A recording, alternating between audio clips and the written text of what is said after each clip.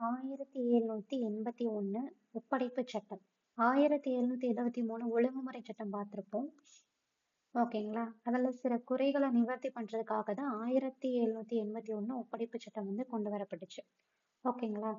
1774 கல்கத்தாவுல வந்து ஒரு உச்சநீதிமன்றம் வந்து அமைச்சிருப்போம். அது தலைமை நீதிபதியா சர் எலிஜா என்பவர் வந்து நியமிக்கப்பட்டிருப்பாரு. அவருக்கு உதவியா 3 நீதிபதிகளும் அமைக்கப்பட்டிருப்பாங்கன்னு பார்த்தோம். ஓகேங்களா? வங்காள கவர்னர் ஜெனரலும் அவருக்கு உதவியா வந்து 4 பேர் கொண்ட ஒரு குழு, நிர்வாக குழு வந்து இருக்கும். அது பேர் கவுன்சில்னு சொல்லுவாங்க.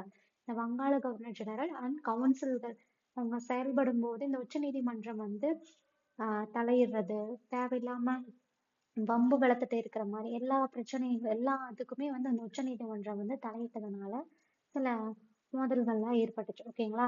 இதை நிவர்த்தி பண்றதுக்காக மட்டும்தான் இந்த 1781 செட்டில்மெண்ட் ஆக்ட்னு சொல்லுவாங்க, இல்லைன்னா தீர்வு சட்டம்னு சொல்லுவாங்க. இது வந்து கொண்டு வரப்பட்டது.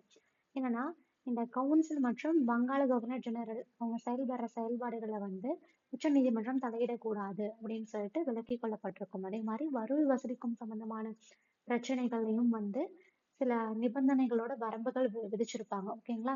உச்சநீதிமன்றம் தலையிடக்கூடாது அப்படின்னு சொல்லிட்டு. அது மட்டும் இல்லாம மாகாண மேல்முறையீடு நீதிமன்றங்கள் அப்புறம் கவுன்சில்கள் செயல்பாடுகள்ல நம்ம வங்காள கவர்னர் ஜெனரல் மட்டும்தான் தலையிடணும், உச்சநீதிமன்றம் தலையிடக்கூடாது அப்படின்னு சொல்லிட்டு விதிகள் கூட போட்டிருக்கும்.